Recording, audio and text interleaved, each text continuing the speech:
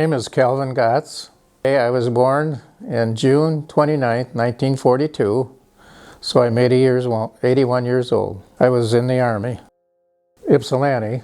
We lived there on a farm for a while, and then we moved to Belleville when I was probably about 5 years old. What is the uniform that you're wearing right now? Well, it's an Army uniform where you're in combat, you know. These represent President's citations. These over here are just, the one's a Purple Heart that I have. The other one is a professional, and some of these are just Vietnam type ones. The President gives you a citation for maybe something that your brigade or your company did to earn one. Well, believe it or not, I went to a company in Ann Arbor, at that time was called Bendix. And I asked him, I told him I was 18 years old, and I said I was looking for a job. And she said, well, your birthday's in June. You come back in June and we'll see what we can do, which I did. So they hired me, and I worked in the production control department. Got drafted when I was working at Ford. Changed everything I was doing. Because I was in the process of, I had a 4-family apartment house. Then I bought a 2-family apartment house. Then I bought a single home. And I bought a big home, not thinking I was going to put students in it. And that's when I got my letter in the mail that Uncle Sam wants you. So I was planning on getting a place every year, but it didn't work out. It had to be right around April of '69. That's when I went to Vietnam in a commercial airplane. Flies right into Cam Bay, open up the door, and all you feel is that heat. And like I said, we got off there, we stayed there and kind of got acclimated to the weather.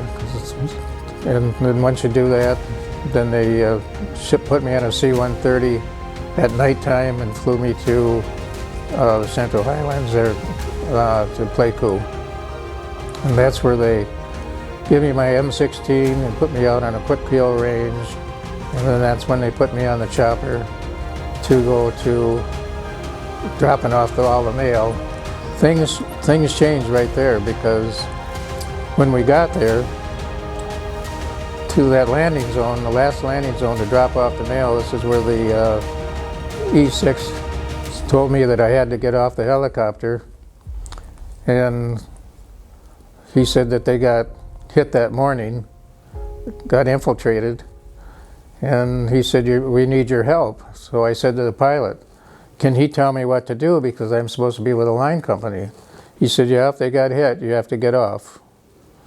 So right after I got off, that's when the guy told me, he said, well, come on, he said, follow me. He grabbed this gurney, we go outside the wire, picking up dead NVA soldiers. There was about 10 or 12, 15 of them, I can't remember, but anyway, we brought them in, dumped them over on the other side, and then after we got them all, we limed them down so they don't smell and so they can deteriorate and what have you. But so from there, the next day, they hand me these empty body bags, and because the enemy came in there and threw satchel charges in these bunkers, they blew all of our guys up into pieces.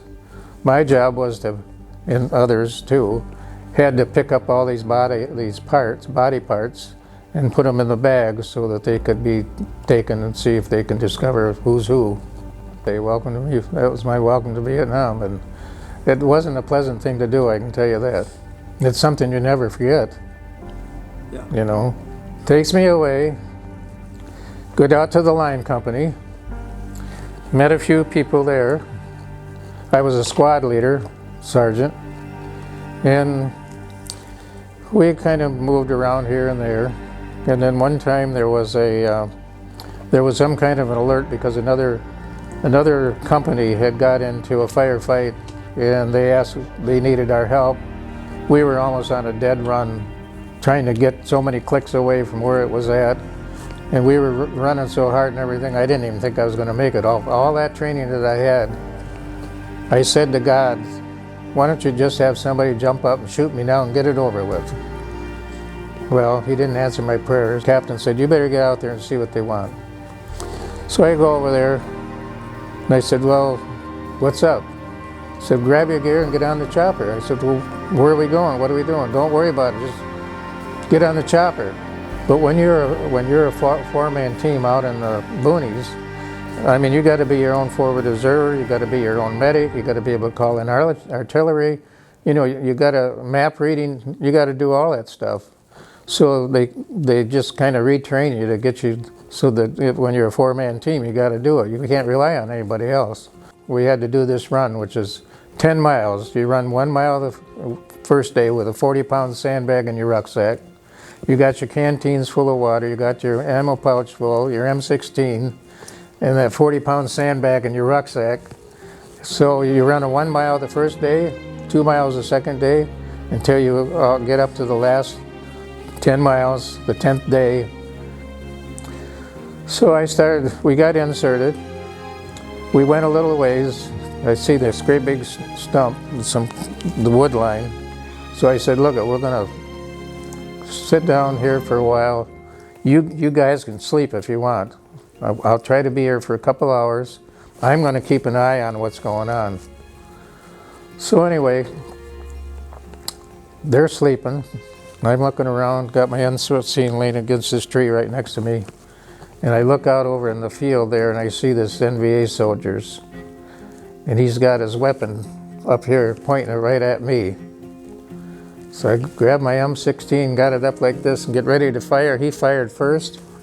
That round hit the tree right by my face, this close. Went into that tree, blew that bark and the splinters from the tree. 2 splinters went in my eye. My face was all bloody. I lost my glasses. And I called a red alert. We got on the phone, we're running. We were running the other opposite way because you never know. There could be one person, there could be a whole platoon of them. We don't know how many there were there. So we decided we better get out of there in a hurry. So this is where that running comes in handy.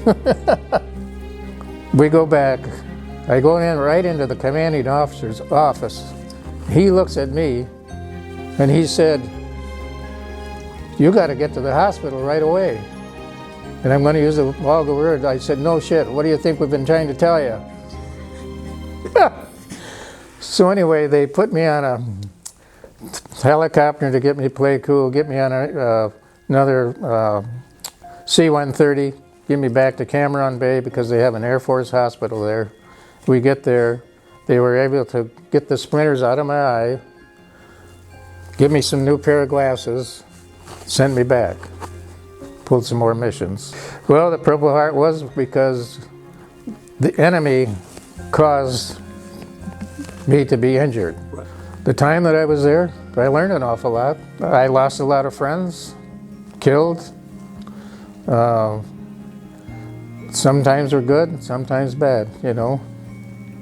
And I was probably one of the older guys, other than, the older higher ups.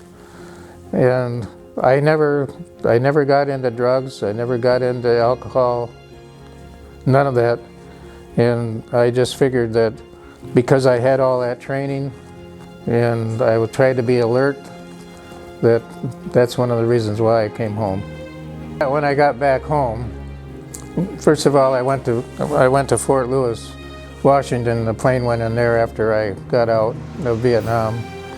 And one of the things, they kind of give you a steak meal and you got to do some paperwork and everything, and then they put you on a plane to go home. And anyway, they tell you that you're not allowed to wear your uniform home, for one thing.